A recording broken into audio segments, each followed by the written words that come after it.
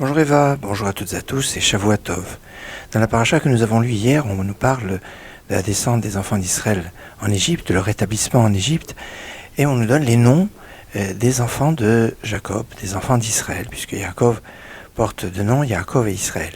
Et on dit « Yosef Hayab Mitzrayim ». Alors une fois qu'on a donné les noms des 11 frères, on dit « Yosef, lui, était en Égypte ».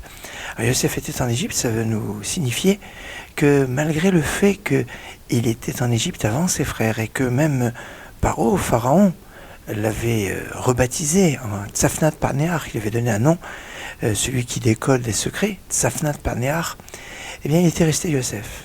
Non seulement il était resté Yosef, dans son identité, dans sa morale, dans son comportement, mais mieux encore, certains vont nous expliquer que Yosef Hayab Mitzrayim, que les Égyptiens nommaient leurs enfants du nom de Yosef. Alors peut-être Yosef ou Youssouf.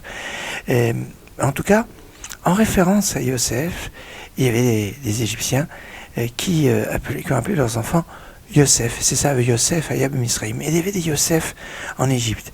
Et le paradoxe va être que Vayakom Melech Misraïm Shol-Yada et Yosef. Un nouveau roi va s'élever sur l'Égypte. On dit qu'il ne connaissait pas Yosef. Alors intéressant. Parce qu'il y a des Égyptiens qui appellent leur fils Yosef en marque de reconnaissance pour celui qui a été au pouvoir pendant 80 années. Certains nous disent pendant 40 ans comme second et pendant 40 ans comme chef du gouvernement quelque part d'Égypte.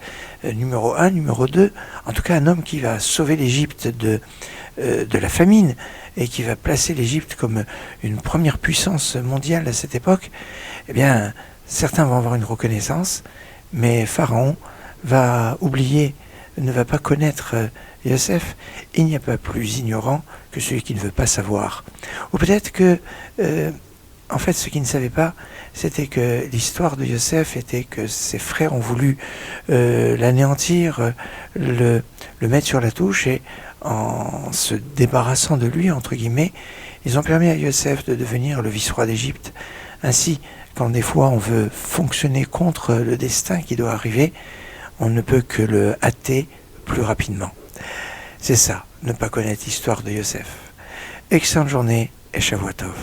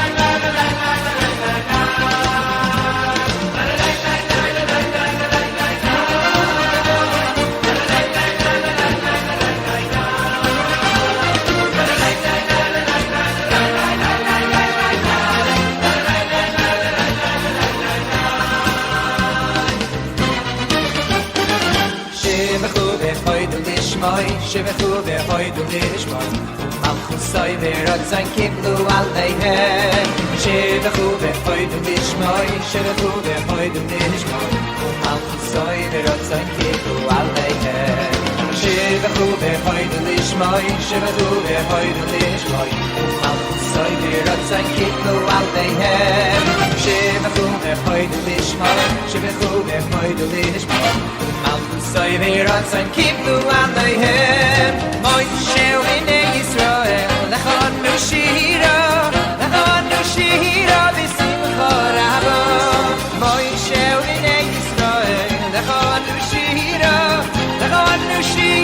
b'simcha rabo Moshe u'bnei Yisrael lechonu shira